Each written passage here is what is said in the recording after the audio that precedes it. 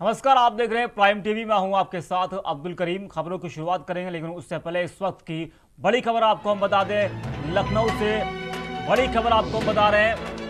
कुंवर मानवेंद्र सिंह बने कार्यकारी सभापति। बड़ी खबर, इस वक्त विधान परिषद के कार्यकारी सभापति बने हैं। राज्यपाल आनंदीबेन पटेल ने दिलाई पद की शपथ। तो बड़ी खबर आपको हम बता रहे हैं लखनऊ से। कुंवर मानवेंद्र सिंह बने कार्यकारी सभापति और विधान परिषद के कार्यकारी सभापति बनाए गए हैं कुंवर मानवेंद्र सिंह। राज्यपाल आनंदीबेन पटेल ने उन्हें शपथ दिलाई। बड़ी खबर आपको बता दे रहे हैं लखनऊ से। कुंवर मानवेंद्र को कार्यकारी सभापति बनाया गया है और राज्यपाल आनंदीबेन पटेल ने उन्हें शपथ दिलाई। तो लखनऊ से बड़ी खबर आपको बता रहे हैं। कुंवर मानवेंद्र सिंह को कार्यकारी सभापति बनाया गया है। राज्यपाल आनंदीबेन पटेल ने उन्हें शपथ दिलाई। विधान परिषद के कार्यकारी सभापति बनाए गए हैं कुंवर मानवेंद्र सिंह। सभापति चुनाव को लेकर जिस तरह से सियासी संग्राम जारी है और सपा ने चुनाव कराने की मांग की है, क्योंकि सपा के पास जो है बहुमत है और सपा चाहती है कि सभापति का चुनाव हो। लेकिन उन सब के बीच में विधान परिषद के आज कार्यकारी सभापति बनाए गए हैं कुंवर मानवेंद्र सिंह, जिनको राज्यपाल आनंदीबेन पटेल ने शपथ दिलाई है। बड़ी खबर आपको बता रहे हैं लखनऊ से। विधान परिषद के कार्यकारी सभापति बनाए गए हैं कुंवर मानवेंद्र सिंह। राज्यपाल आनंदीबेन पटेल ने उन्हें शपथ दिलाई।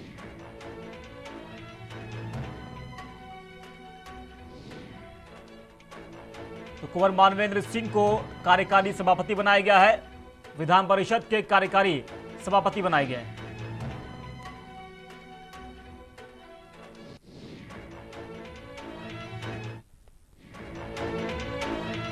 वहीं लखनऊ से एक और बड़ी खबर सामने आ रही है। विधायक सरिता भदौरिया को जान से मारने की धमकी दी गई है। परिवार समेत जान से मारने की धमकी मिली है। इटावा से बीजेपी विधायक हैं सरिता भदौरिया। पाकिस्तान के नंबर से उन्हें धमकी मिली है और हमारे साथ खुद विधायक सरिता भदौरिया जुड़ चुकी हैं। सरिता जी, स्वागत है आपका प्राइम टीवी पर। सरिता जी, आपको जान से मारने की धमकी मिली है परिवार समेत, तो क्या कुछ कहना चाहेंगी आप? वो किसी अननोन पाकिस्तानी नंबर से रात में 11 बजे बाद से मैसेज आया था। उस समय तो मैंने देखा नहीं। सुबह कई कॉलें भी उसमें पड़ी थी। सुबह जब देखा तो हमने ऐसे को भेज दिया है, उनको बताया भी है और जानकारी दी तो नंबर पाकिस्तान का है, बता दिया है कप्तान को उसने। तो सरिता जी, आपने पुलिस में इसकी शिकायत की, तो आगे कुछ क्या कार्रवाई बढ़ी है और क्या कुछ जानकारी अभी तक मिल पाई है और ज्यादा इसके बारे में? तो हमको तो कोई जानकारी नहीं मिली है, क्योंकि हमारा माननीय मुख्यमंत्री जी के समय 4 बजे का तय था, तो हम लखनऊ निकल आए। हम उनको दे आए थे लिख के भी और मौखिक भी, और उनको मैसेज भी वो बता दिया था। बल्कि जब हम एसएसपी के यहाँ बैठे थे उस समय भी वही उसी नंबर से कॉल आई, तो हमने उनको पकड़ा भी दिया था। उन्होंने बात। सरिता जी, क्या कुछ इससे पहले भी आपको जान से मारने की धमकी मिल चुकी या फिर ये पहला मामला है आपके साथ? नहीं, ये पहला ही मामला है कि कोई धमकी से भी। तो इसके पीछे की वजह क्या हो सकती है? क्यों इस तरीके का हरकत किया गया आपके साथ में? मुझे लगता है कि इटावा समाजवादी पार्टी का गढ़ है और वहाँ पे विधायक बनना और जिस तरह से पार्टी कार्यकर्ताओं के लिए संघर्ष करना। और मैं लगभग 30 वर्ष से बीजेपी में राजनीति कर रही हूँ, 2000 से। समाजवादी पार्टी का गढ़ है, लेकिन धमकी आपको जो मिली है वो पाकिस्तानी नंबर से मिली है? हाँ, पाकिस्तानी नंबर से मिली। हो सकता है कहीं कोई किसी का कोई कार हो, कहीं बात तो होगी। नंबर पर्सनल नंबर हमारा कैसे पहुंचा, ये पर्सनल नंबर से। तो जब कॉल आया तो क्या कुछ कहा गया उधर से? वो तो मैंने कप्तान को पकड़ा दिया था। उधर की बात तो सुना, यही कह रहे थे।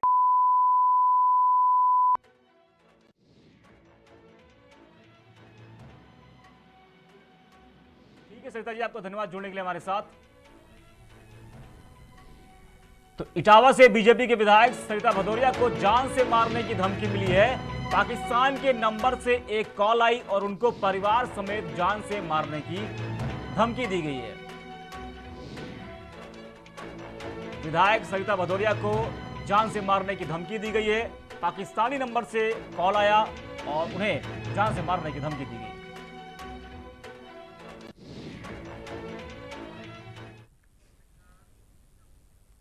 खबरों में आगे बढ़ते हैं। लखनऊ में मुख्यमंत्री योगी आदित्यनाथ ने पोलियो के खिलाफ अभियान की शुरुआत की। इसी कड़ी में सीएम योगी वीरांगना अवंती बाई महिला अस्पताल पहुंचे, जहां उन्होंने बच्चों को अपने हाथ से पोलियो ड्रॉप पिलाया।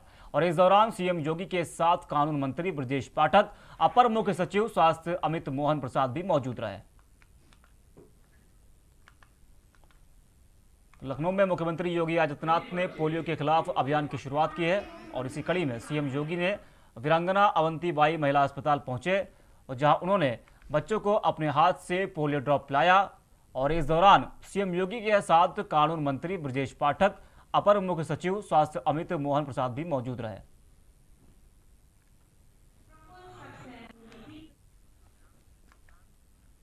वहीं पोलियो को जड़ से खत्म करने के लिए अभियान चलाया जा रहा है और इस अभियान के तहत औरैया में हमेशा की तरह घर घर जाकर बच्चों को पोलियो ड्रॉप पिलाई जा रही है। और इस अभियान का शुभारंभ डीएम ने खुद किया है। अधिकारियों ने कहा कि पोलियो को खत्म करने का काम किया जा रहा है और हमारी टीम का संकल्प है कि पूरे देश से पोलियो को जड़ से खत्म कर दिया जाए। पोलियो को जड़ से खत्म करने के लिए अभियान चलाया गया और इस अभियान के तहत औरैया में भी हमेशा की तरह घर घर जाकर बच्चों को पोलियो ड्रॉप पिलाई गई और इस अभियान का शुभारंभ डीएम ने किया। अधिकारियों ने कहा कि पोलियो को खत्म करने का काम लगातार जारी है और हमारी टीम का संकल्प है कि पूरे देश से पोलियो को जड़ से खत्म कर दिया जाएगा। डे है, पल्स पोलियो का डे है, जिसमें हमारे लक्षित बच्चे हैं 2,55,021। लक्षित घर हैं हमारे 2,53,581। घर घर टीमों की संख्या जो घर घर जाएंगी 441 है। बूथ हमारे 824 है। ट्रांजिट टीम है हमारी 40। कुल जोन हमारे जिले में 10 है। मोबाइल टीमें 18 हैं और सेक्टर एमओ हमारे 28 हैं। सुपरवाइजर 158 कार्य करेंगे आज के दिन। ये पल्स पोलियो को इरेडिकेट करने का जो एक संकल्प है सरकार का, उस संकल्प के तहत आज यहाँ पे पल्स पोलियो अभियान का जो बूथ कार्यक्रम है उसका शुभारंभ किया गया है। आज सभी जगहों पे, हमारे डिस्ट्रिक्ट के सभी जगहों पे 600 के आसपास बूथ लगाए जा रहे हैं। इसके बाद 1 से 3 तारीख तक और 6-7 तारीख को घर घर जाके पल्स पोलियो की ड्रॉप्स पिलाने का कार्यक्रम किया जाएगा। उसके बाद 8 तारीख को जो बचे हुए लोग हैं उनको, जो हमारी बी टीम है वो उनको कवर करेगी और इस तरीके से कोशिश ये की जाएगी कि पूरा जो हमारा एक संकल्प है पोलियो को जड़ से मिटाने का, उसकी। सोनभद्र में भारतीय राष्ट्रीय छात्र संगठन के लोगों ने पैदल मार्च निकाला और इस पैदल मार्च के दौरान संगठन के लोगों ने सरकार के खिलाफ नारेबाजी की और बेरोजगार युवाओं को नौकरी देने की भी मांग की गई है। संगठन के राष्ट्रीय संयोजक विवेक सिंह पटेल ने कहा कि सरकार किसी भी मुद्दे पर देश को आगे बढ़ाने में फेल हो चुकी है और किसानों के खिलाफ लाए गए काले कानून के जरिए किसानों को कुचलने का काम किया जा रहा है। सोनभद्र में भारतीय राष्ट्रीय छात्र संगठन के लोगों ने पैदल मार्च निकाला है। तस्वीरें आप देख रहे हैं कि लोग जो है भारी संख्या में पैदल मार्च निकाल रहे हैं और लोगों के हाथों में पौधे हैं और सरकार के खिलाफ जमकर नारेबाजी भी ये लोग कर रहे हैं। और जिस तरह से सरकार कृषि कानून लाई है उसके खिलाफ भी सरकार के खिलाफ इन लोगों ने नारेबाजी की। कार्यक्रम आज का हम लोग का था कि किसानों के प्रति काला कानून जो चल रहा है और एनएसवाई के राष्ट्रीय अध्यक्ष ने कल लॉन्च किया नौकरी दो या फिर डिग्री वापस लो कार्यक्रम को लेके, कि किसानों के लिए काला कानून लाया गया। इतने दिन से सरकार अभी तक सोई है। किसान बेतहाशा आंदोलन कर रहे हैं, हर तरीके से वो झेल रहे हैं। किसान अभी तक सड़क पे ही है। आज जो नई बाजार पे हम लोग पैदल मार्च किए हैं, एनएसवाई के सभी साथी जो किए हैं, इसलिए किया किसान काला कानून किसानों का वापस ले और नहीं तो नौकरी दे। आजमगढ़ में लाख प्रयासों के बाद भी बिजली बिल की वसूली विभाग द्वारा नहीं हो पा रही है। कोरोना की वजह से कई लोगों का बिल बकाया था और विभाग द्वारा लोगों को सहूलियत देने के लिए समाधान योजना भी चलाया जा रहा था, लेकिन इस योजना से कुछ खास लाभ नहीं मिला। इसी के साथ बिल की वसूली के लिए चेकिंग अभियान चलाया गया। अभियान के तहत कई लोग बिना कनेक्शन के भी पकड़े गए और इन लोगों को सख्त हिदायत देते हुए कर्मचारियों ने जुर्माना भी लगाया है। तो आजमगढ़ में बिजली विभाग ने चेकिंग अभियान चलाया और विभाग द्वारा जिस तरह से बिल वहाँ पर नहीं जमा हो पा रहा है, उसको लेकर बिजली विभाग ने चेकिंग अभियान चलाया। कोरोना की वजह से कई लोगों का बिल बकाया था और विभाग द्वारा लोगों को सहूलियत देने के लिए समाधान योजना भी चलाया जा रहा है, लेकिन इस योजना से कुछ खास लाभ नहीं मिला। कमर्शियल दुकानों की डोर नॉक कर रहे हैं, उपभोक्ताओं को ये बता रहे हैं कि कोविड-19 समाधान योजना चल रही है, जिसमें आप अपने मूलधन का 30% जमा करके आप रजिस्ट्रेशन करा सकते हैं और बाकी बचा हुआ पैसा 28 फरवरी से पहले जमा कर सकते हैं। और ये इसका आखिरी दिन चल रहा है, आज और कल ही ये योजना चलेगी। तो हम सबसे यही अपील करेंगे, जितने दुकानदार हैं जिनकी बिल बकाया ज़्यादा है, वो इस माध्यम से अपना रजिस्ट्रेशन कराकर और सरचार्ज। वहीं आजमगढ़ में आज पल्स पोलियो अभियान का शुभारंभ किया गया और इस अभियान के तहत जिले में 6,53,290 बच्चों को टारगेट किया गया है, जिन्हें पोलियो की खुराक दी जाएगी। साथ ही 24,000 बूथ बनाए गए हैं और 87 टीमें इस काम में लगाई गई हैं और टीमें घर घर जाकर बच्चों को पोलियो की खुराक पिलाएंगे। तो आजमगढ़ में आज पल्स पोलियो अभियान का शुभारंभ किया गया। इस अभियान के तहत जिले में 6,53,290 बच्चों को टारगेट किया गया है, जिन्हें पोलियो की खुराक दी जाएगी। साथ ही 24,000 बूथ बनाए गए हैं और 87 टीमें इस काम में लगाई गई हैं और टीमें घर घर जाकर बच्चों को पोलियो की खुराक पिलाएंगे। तो लाखों बच्चों को पिलाई जाएगी पोलियो की ड्रॉप। और आजमगढ़ में भी आज पल्स पोलियो अभियान का शुभारंभ किया गया है। इस अभियान के तहत जिले में 6,53,290 बच्चों को टारगेट किया गया, जिन्हें पोलियो की खुराक दी जाएगी और साथ ही 24,000 बूथ बनाए गए और 87 टीमें इस काम में लगाई गई हैं।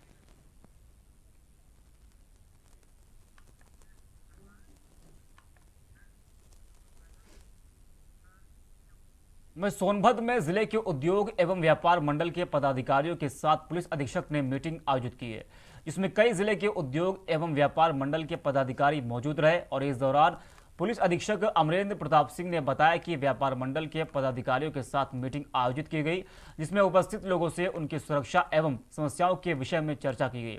साथ ही इस बैठक में यातायात व्यवस्था और व्यापारियों के सुरक्षा व्यवस्था को लेकर चर्चा की गई, जिसमें ज़्यादा से ज़्यादा व्यापारियों को CCTV कैमरे लगाने से सुझाव दिए गए हैं।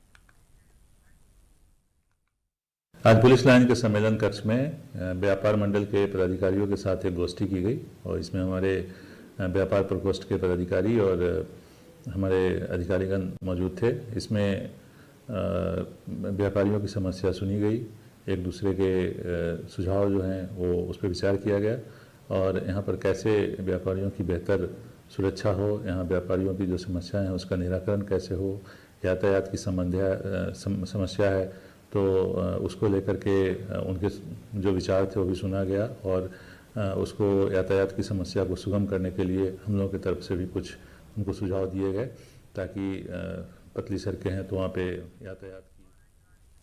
वहीं अलीगढ़ मुस्लिम विश्वविद्यालय में PhD सहित अन्य पाठ्यक्रमों की जारी कट ऑफ लिस्ट में छात्रों ने अनियमितता का आरोप लगाया है। साथ ही AMU छात्रों ने विरोध प्रदर्शन के साथ धरना शुरू कर दिया है। वहीं इस दौरान विद्यालय प्रशासन में हड़कंप मच गया है और आनन फानन में पहुंची प्रॉक्टर टीम ने समझाने का प्रयास किया, लेकिन बाद में कुलपति के आश्वासन पर छात्र मानने और प्रदर्शन को रोका। तो अलीगढ़ मुस्लिम विश्वविद्यालय में PhD सहित अन्य पाठ्यक्रमों की जारी कट ऑफ लिस्ट में छात्रों ने अनियमितता का आरोप लगाया और साथ ही AMU छात्रों ने विरोध प्रदर्शन के साथ धरना शुरू कर दिया। वहीं इस दौरान विश्वविद्यालय प्रशासन में हड़कंप मच गया है और आनन फानन में पहुंची प्रॉक्टर टीम ने समझाने का प्रयास किया। उसके बाद कुलपति के आश्वासन के बाद छात्र माने और प्रदर्शन खत्म किया।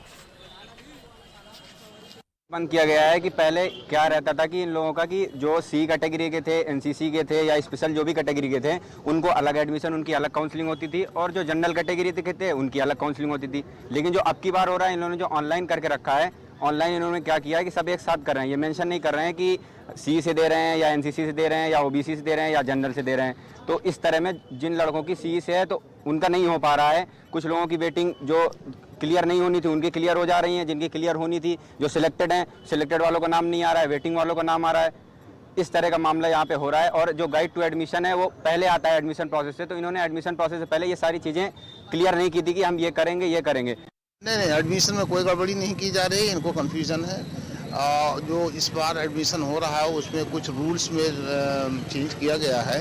उसी रूल को लेकर के इनको कुछ कन्फ्यूजन है, उसी बात को उसको क्लेरिफाई कर दिया है हमने। अभी गेट कब तक बंद रहेगा क्या है? नहीं, गेट अभी खुलेगा। गेट क्यों बंद? गेट से और एडमिशन से कोई मतलब ही नहीं है।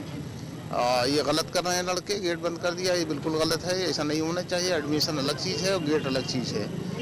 इससे लोगों को आने जाने में दिक्कत हो रही। जनरल स्टूडेंट को जो लोग हैं, पब्लिक है, ये जो है आने जाने में दिक्कत हो रही है। वहीं आजमगढ़ में सगड़ी तहसील क्षेत्र के भदौरा मकरंद गांव के ग्रामीणों ने धरना प्रदर्शन किया। ग्रामीणों का आरोप है कि उनकी जमीन की गलत ढंग से पैमाइश कराई गई। वहीं इसके संबंध में उप जिलाधिकारी को भी प्रार्थना पत्र दिया गया है।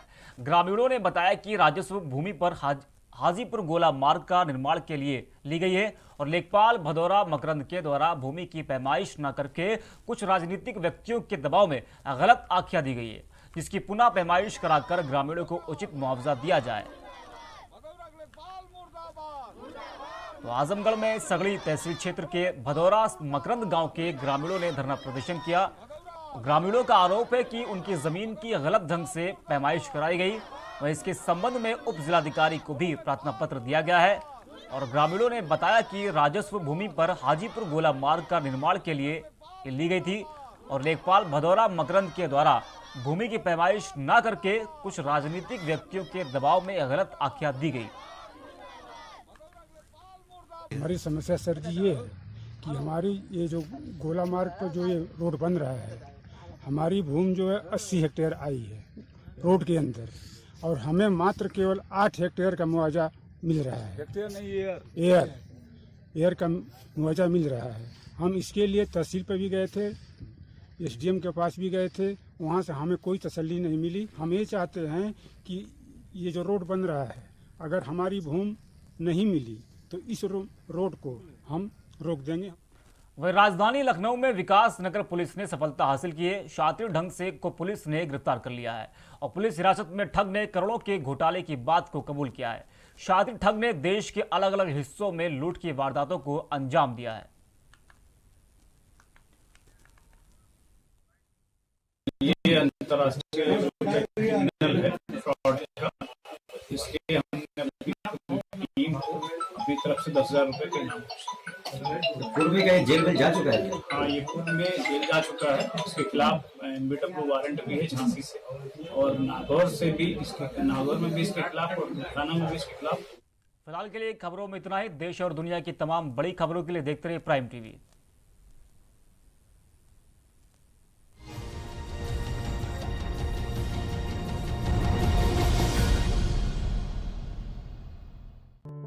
न हिंदू में हूं न मुसलमान में हूं, मैं हिंदुस्तान हूं